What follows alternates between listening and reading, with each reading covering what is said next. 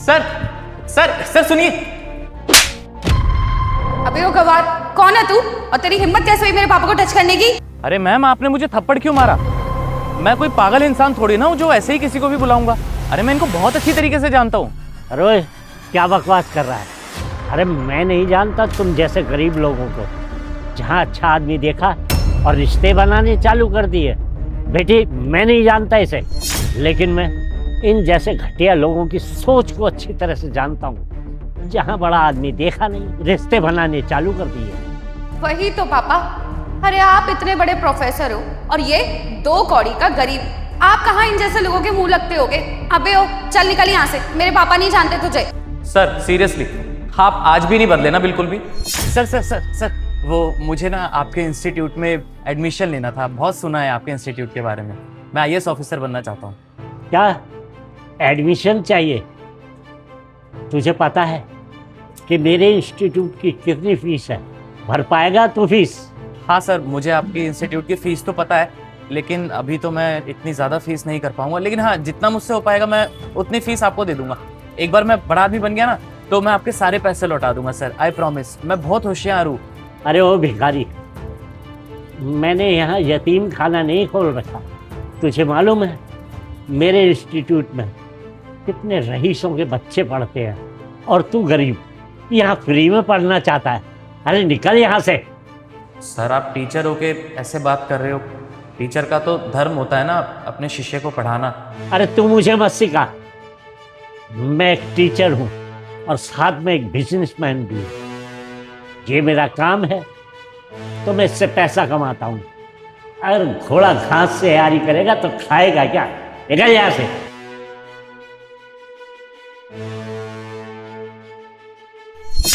हाँ, याद आया मुझे, तू आया था मेरे पास पढ़ने के लिए। पैसे तो तेरे पास थे नहीं और सपने तेरे इतने ऊंचे आईएएस ऑफिसर बनने के। देख मेरा वक्त बर्बाद मत कर। जा रहा था मैं अच्छे काम से और बीच में तूने टांग अड़ा दी।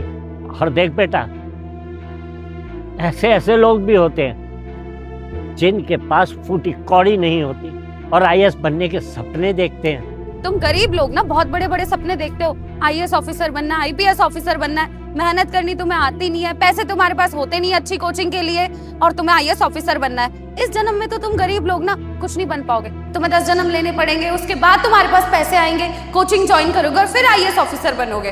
देख, सपने देखना ना बुरी बात नहीं है, लेकिन अपनी औकात के हिसाब से सपने देखने चाहिए। जितनी चादर है ना उतने पैर पसारे करो तुम गरीब लोग। आईएएस ऑफिसर बनने के लिए ना महंगी महंगी किताबें पढ़नी पड़ती है, घूस देनी पड़ती है, जो तेरी औकात के तो बाहर होगा।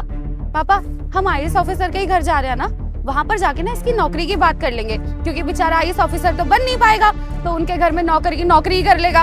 अब उन जैसे बड़े लोगों को सुबह शाम देखेगा तो बेचारे का थोड़ा सा सपना तो पूरा हो ही जाएगा, है ना पापा?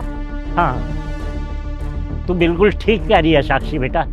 हाँ पापा, चलते हैं, लेकिन जाने से पहले इस गरीब को इसकी औकात दिखानी भी तो जरूरी है। ये ले, रख ले इन पैसों को, तेरी औकात से ज्यादा ही होंगे। चलो बेटा, वैसे भी इस गरीब ने हमारा वक्त और मूड दोनों खराब कर दिए। ठीक है पापा, सही कह रहे हो आप, चलो।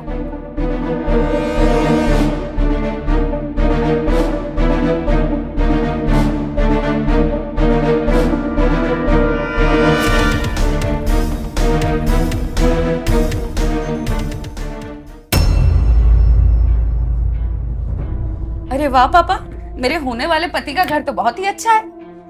हाँ बेटा, बस तेरी यहाँ शादी हो जाए, वारे न्यारे हो जाएंगे। सही कह रहे हो आप, बस मेरी शादी हो जाए इस घर में, मेरे तो मजे ही आ जाएंगे।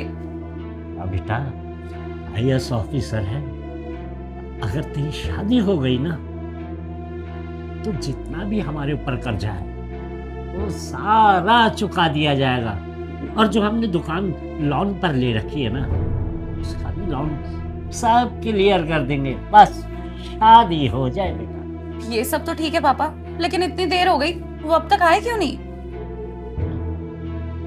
पता नहीं क्या बात। देख एक काम कर, वो जो नौकर काम कर रहा है ना, जरा उससे पूछ। ओए, तेरे साहब जी कहाँ हैं और अब तक आए क्यों नहीं? साहब वो अभी, वो देखो वो साहब आ गए।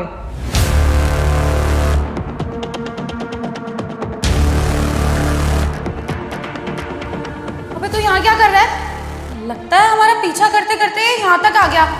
ओह अब समझी मैं। इसको बोला था ना पापा मैंने कि तेरे को नौकरी दिलवा देंगे, वहाँ पे झाड़ू पोछेगी। शायद वही मांगने आया होगा। कोई बात नहीं, ये जिसका घर है ना वो एक IAS ऑफिसर है। मैं उनसे बोल के ना तेरी नौकरी लगवा दूंगी। होने वाले पति हैं मेरे, मान जाएंगे मेरी बात और तुझे नौकरी भी देंगे। हाँ बेटा, तू चिंता मत कर, मेरी बेटी तेरी नौकरी लगवा देगी और फिर तू आराम से यहाँ झाड़ू पोछा करेगी। आप ये कैसे बात कर रहे हो इनसे? आपको पता भी है ये कौन है? ये IAS ऑफिसर है इस शहर के। लोग इनकी बहुत ज्यादा इज्जत करते हैं और आप ऐसे बात कर रहे हैं इनसे? क्या ये यहाँ के IAS ऑफिसर है? ये बेटी ये कैसे हो सकता है? हमसे कैसे भूल हो सकती है? क्यों सर, क्या मैं IAS ऑफिसर नहीं बन सकता? क्योंकि इसलिए कि उस टाइम मेरे पास आप लोगों के जितने पैसे नहीं थे। सर आपको एक बात बताऊं, अगर कोई इंसान ये ठान लेता है कि उसको अपनी लाइफ में कुछ अचीव करना है, एक बड़ा आदमी बनना है, तो उसके लिए हर वक्त पैसा जरूरी नहीं होता। उसकी काबिलियत भी मैटर करती है, उसकी लगन, उसकी मेहनत, सब कुछ मैटर करता है। और वैसे भी आपने तो उस टाइम मुझे पढ़ाने से ही मना कर दिया था ना, क्योंकि उस टाइम मेरे पास पैसे नहीं हुआ करते थे। लेकिन सर मुझे ना अपनी लाइफ में कुछ करना था, एक IAS ऑफिसर बनना था। और देखिए आज मैं आपके सामने खड़ा हूँ और आपने मुझे मना कर दिया था। लेकिन बाद में एक भले टीचर आए थे मेरे को पढ़ाने के लिए। उन्होंने बोला मुझसे कि तुषार तुझ में बहुत ज़्यादा टैलेंट है, तेरे में लगन दिख रही है मुझे, इसलिए उन्होंने मुझे पढ़ाया, वो भी विदाउट फीस। उन्होंने मुझसे 1 रुपया भी नहीं लिया। लेकिन मैंने उनसे वादा किया था कि सर अगर एक दिन मैं बड़ा आदमी बन जाऊंगा, एक IAS ऑफिसर बन जाऊंगा, उसके बाद मैं आपको सारे पैसे लौटा दूंगा, जितनी भी आपकी फीस है मैं आपको सब लौटाऊंगा। और देखो आज मैं आपके सामने खड़ा हूँ एक IAS ऑफिसर बन के। और उस टाइम आप दोनों ने पता नहीं मुझे क्या क्या बोल दिया था कि मैं गवार हूँ, मुझे IAS ऑफिसर नहीं बनना चाहिए। सर मुझे ये समझ नहीं आ रहा आप लोग यहाँ पे क्या कर रहे हैं? आपने तो मुझे गवार बोला था, तो मुझे एक बात बताइए कि आज आप इस गवार के घर में क्या कर रहे हैं? कैसे आना हुआ? अब देखिए I am really very sorry, हमें नहीं पता था कि आप एक IAS ऑफिसर है। और सुबह जो भी हुआ आप उसे भूल जाइए। जाने अनजाने हमने आपके साथ इतनी बदतमीजी कर दी, हमें प्लीज माफ कर दो। और इस घर में ना हम आपसे रिश्ते की बात करने आए थे, तो आप प्लीज वो सब कुछ भूल जाइए और हम नए सिरे से अपने रिश्ते की बात कर लेते हैं। देखिए मैं आपसे शादी करना चाहती हूँ और मैं ये भी चाहती हूँ कि मेरे होने वाले पति IAS ऑफिसर हो। हाँ बेटा, मेरी बेटी सही कह रही है, मैं तुम्हारे पिता की उम्र जैसा हूँ। बस मुझे माफ कर दीजिए, जाने अनजाने में गलतियाँ हो ही जाती हैं, अक्सर गलतियाँ इंसान से ही होती हैं। बस बेटा मेरी बेटी IAS ऑफिसर से शादी करना चाहती, बस इतनी गुजारिश है कि आप मेरी बेटी से शादी कर लीजिए। मेरी बेटी बहुत अच्छी है, बहुत गुणवान है, जब आपके घर में आएगी ना आपके घर को स्वर्ग बना देगी। अच्छा सीरियसली सर, आपको अभी भी ये लगता है कि मैं आप जैसे लोगों के साथ आगे कोई रिश्ता रखूंगा? अरे आपने मेरी इतनी इंसल्ट की है और आपकी बेटी से मैं शादी करूं? हरगिज नहीं, मैं आपकी बेटी से कभी शादी नहीं करूंगा। और मुझे ऐसे लोगों के साथ अपना रिश्ता रखना ही नहीं है जो लोगों की इज्जत करना ना जानते हो और गरीब लोगों को बहुत छोटा समझते हो अपने आगे। देखिए आप लोगों ने जो करना था कर लिया, अब यहाँ से जाइए आप। बेटा मैं तुम्हारे आगे हाथ जोड़ता हूँ, गुस्सा थूक दो, अपना लो मेरी बेटी को। अरे अरे सर ये क्या कर रहे हैं आप मेरे सामने हाथ जोड़ रहे हैं, एक गवार के आगे हाथ जोड़ रहे हैं। अरे मैं तो बहुत गरीब हूं ना, आप मेरे सामने हाथ मत जोड़िए। अगर समाज वालों को पता चल गया कि इतने बड़े सर, इतने बड़े प्रोफेसर एक गरीब आदमी के आगे हाथ जोड़ रहे हैं, गवार के आगे हाथ जोड़ रहे हैं, तो क्या इमेज रह जाएगी आपकी? आपकी तो रिस्पेक्ट ही डाउन हो जाएगी। और ये आपकी बेटी, अरे आपकी बेटी के बारे में क्या सोचेंगे? इसके दोस्त वगैरह क्या सोचेंगे कि एक गवार के आगे उसके पिताजी हाथ जोड़ के खड़े हैं? आप लोगों ने जो करना था आप कर चुके हैं। शराफत से बोल रहा हूँ, आपकी बेटी ने ना भरे बाजार में मुझे चाटा मारा था। अगर मैं चाहता तो इसको जवाब दे सकता था, लेकिन मेरे संस्कार ऐसे नहीं है, क्योंकि मेरे माँ बाप ने मुझे सिखाया कि लड़की के ऊपर हाथ नहीं उठाया करते।